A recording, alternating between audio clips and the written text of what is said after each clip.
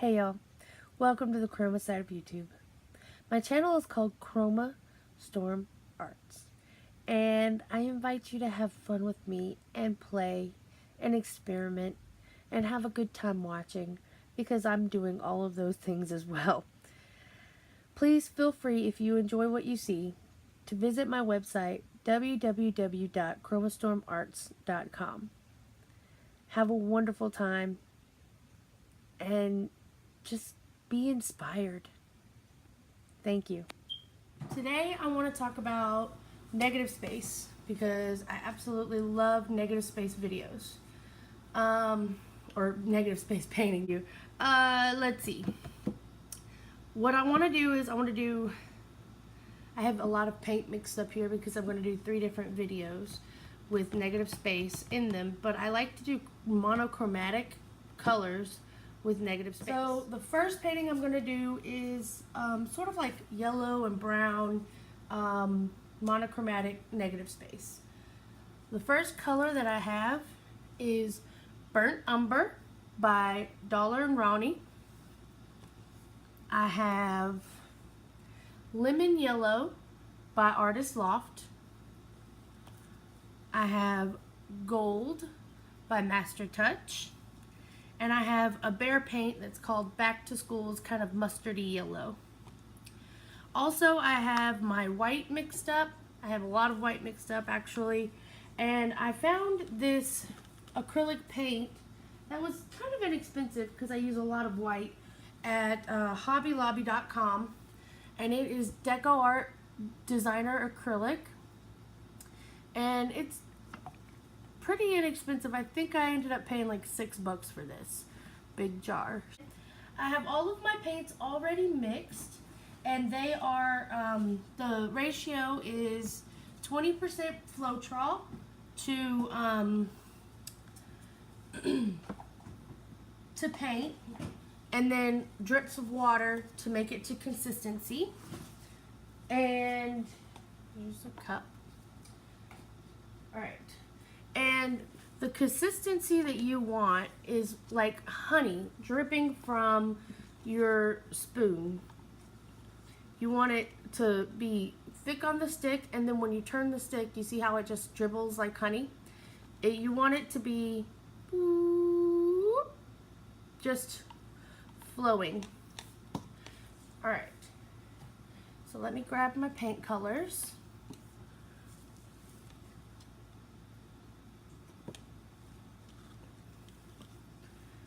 Okay, here we go.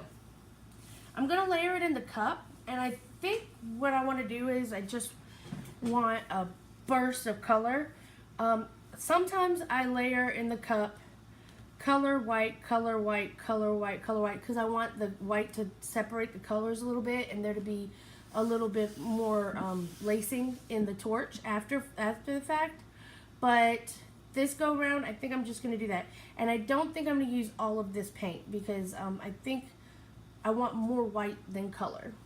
But let's get to pouring and see if I use all of it, because sometimes I do, sometimes I don't. You know, it's all in how you feel. I am gonna start my pour though using a little bit of the white that I have mixed up, checking my consistency. Because I don't know, I just always like to put white in the bottom of the cup, just a little bit. There's that. And I'm gonna set that aside and leave it alone. I'm gonna go with dark.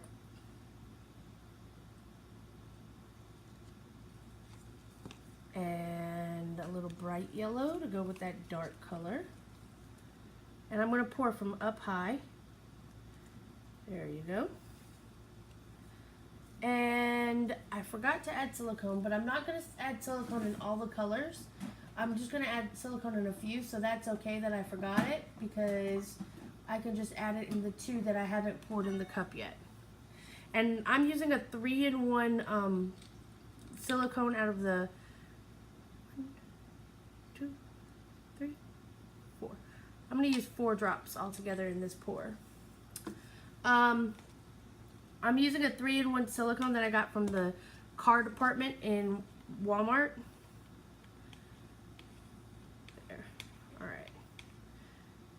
That's good. All right, so next I'm going to put in my gold. I like a lot of gold.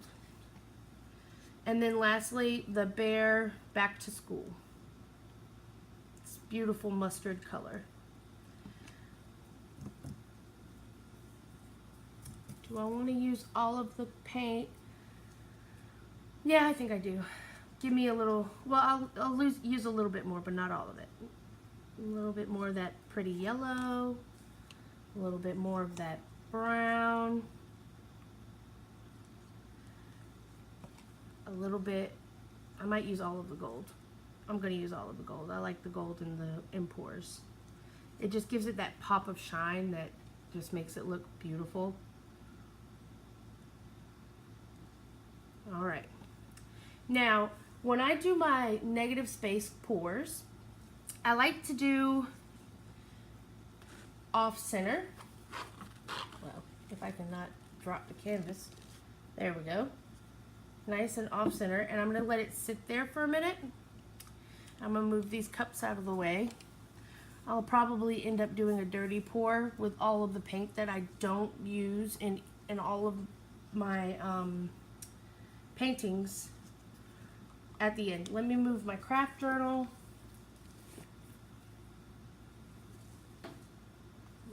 Move that right out of the way so that I don't get anything on it. And I'm gonna go ahead and set my stick aside. And when I do my negative spaces, I always go around the cup a little bit. I don't pour a whole lot of my paint out around the cup because it's just gonna, I'm just gonna move the canvas around after the fact. But I'll absolutely always go right around this edge right here because you always want to get the edges. And then whatever's left in the cup, I'll drizzle around in the middle. Like that. And I'm gonna do like this. Oops, I think I just got paint on my forehead. It's not fun unless you get it all over you. And I like to scrape and use every ounce of the white that I can because you need it. Just need it. You got to cover the canvas. Negative space is funny because even though when it dries and you can still see the canvas through all the negative space that you have, I still like to have a paint covered canvas. So I always use all of my white that I can. I hope you guys can see that. So now what I do is I'll take my cup and I'll put my finger on it and hold it down pretty tight, and I will move some of that white around and try to cover the canvas. Pour it that way.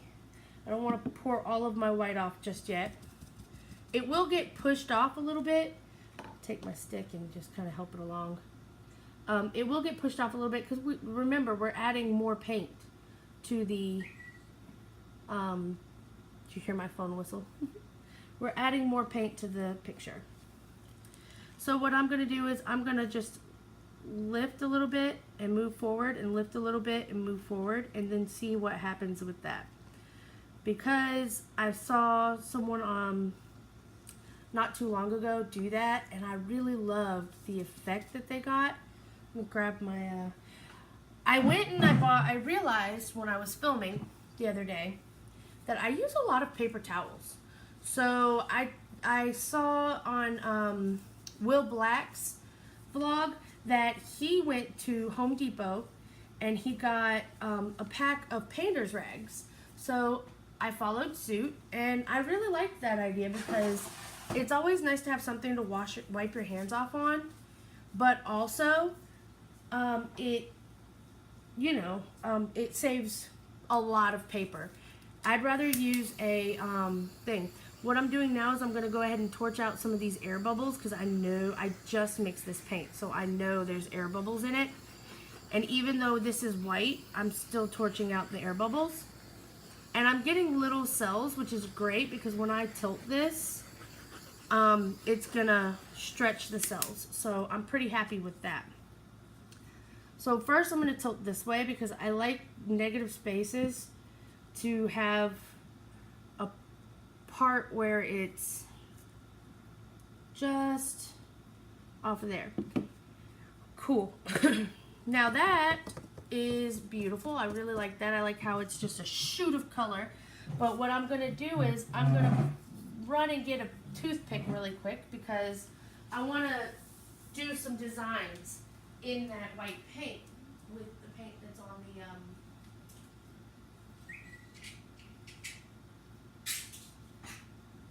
there. Alright, got a toothpick. And now I really love these cells right here. I love cells that are forming right now. I think I'm going to torch it one more time now that the paint is all stretched and see what I can get from that. I like to torch along the edge where that white meets the color because it gives you really beautiful cells. I also like to hit the edges because, like I said, you get really pretty cells.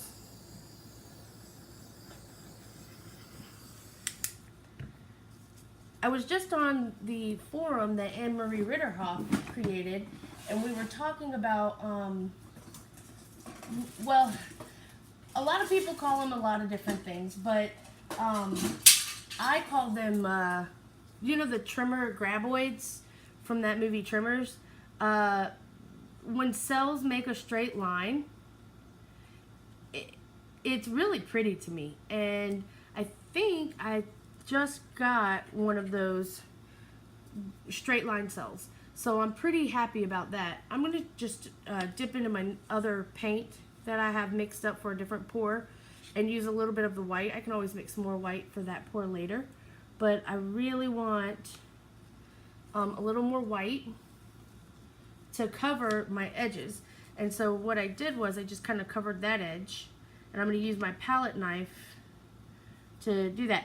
Now, if you guys are worried about runoff, you can always make things out of the runoff. What I do is I use this plastic and I cut off, I wrap my table in plastic about 3 or 4 times, and then I'll just cut off layer by layer and set it out to dry. And it will, it'll dry, and you can make beautiful jewelry, bookmarks, things of that nature, and they're really fun actually. People actually really like the smaller things that you can make out of this paint. So don't be worried about your runoff. You can always make something out of it.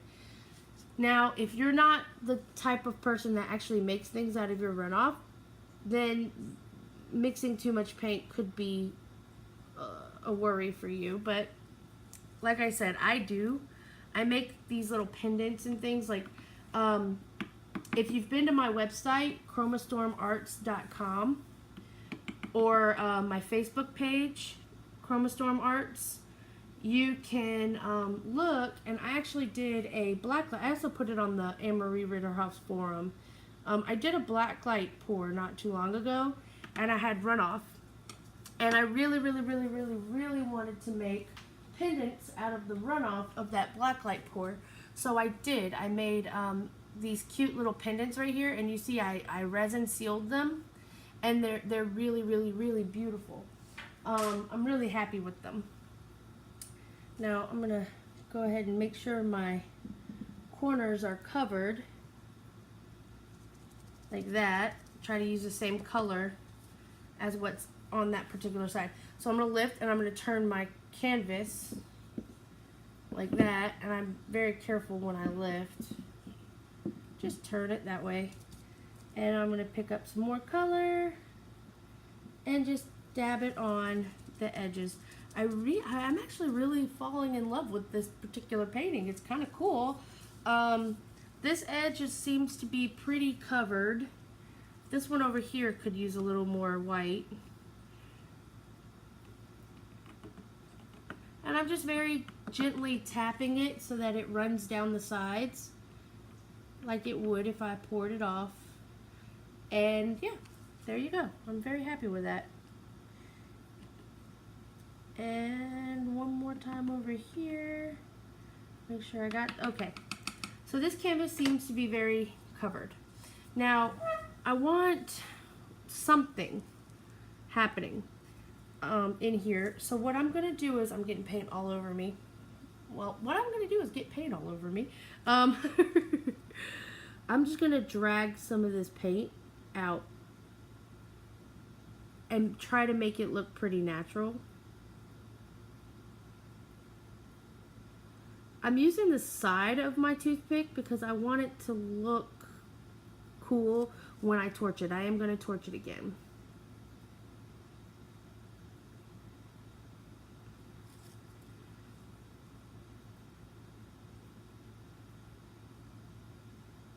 Now you see how the white is kind of going, well, I'm just lightly dragging my colors.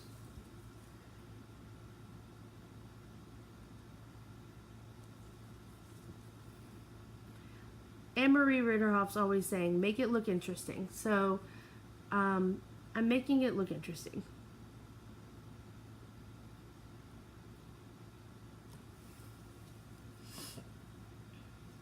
And now I'm gonna turn the painting because I don't want to mess this up any. The paint moves better when you have more white on here than when you don't have a lot of white on here. I find, I tried to do this one time with a very thin layer of white and I didn't like it.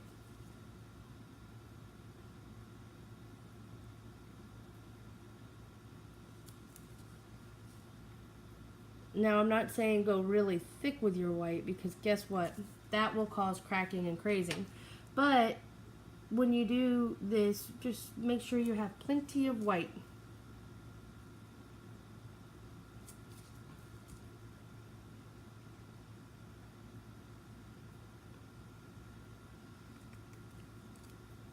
Now what I'm going to do is I'm going to torch the little lines that I just created and make them look like that happened in the pour.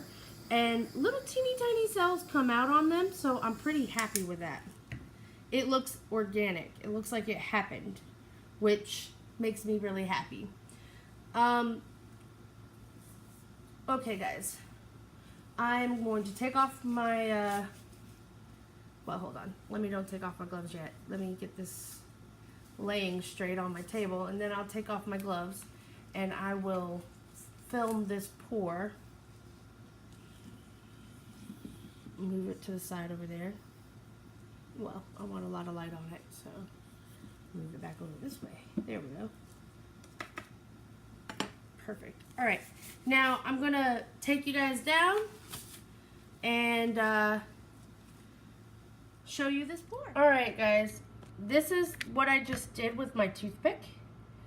You see how it just celled right up with the pour and made it look like we did it all on purpose. Like, well, we did do it all on purpose, but made it look like it belonged in this pour. So this is my negative space pour. I really, really, really love it. I don't know why, but I'm really into the mustard yellows and the organic looking pours these days. I do feel like if I had added white in my colors, more white in my colors than I did, I would have had a little bit more negative space. But you know how it goes. So this was my pour. Let me show you a few of my favorite parts. Let me get you guys down here. I really love these cells. I love how they're white and they're outlined by the brown, that burnt umber. It's beautiful. Love this area right here. That would make a beautiful macro. Just absolutely gorgeous. And I wish that you guys could see some of these, well, you can kind of see the gold flakes from the gold, the Master's Touch gold. the flakes from the gold kind of float in the water after, not in the water, but they kind of float in the paint. So it gives you a beautiful sheen over your painting. And I absolutely, I love when the brown pops out and makes all these different kind of details. It's really cool. That guy right there, that's got to be one of my favorite ones. I thought that I had seen a line. Oh, there he is. There's my line cells. Focus. See, look, I got a little trimmer. Yay! I really love those cells. They're really cool. Alright, guys. Thank you for visiting my page today. I had a lot of fun doing this painting, and I'll see you guys on the next one. Have a great day, y'all. Bye-bye. Hey, thank you so much for stopping by.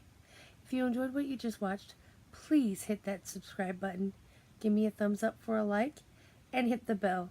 That'll give you notifications when I post new videos. I really enjoyed painting today, and I hope you enjoyed watching. I hope you get inspired to do all types of things. Have a wonderful day. Bye-bye, y'all.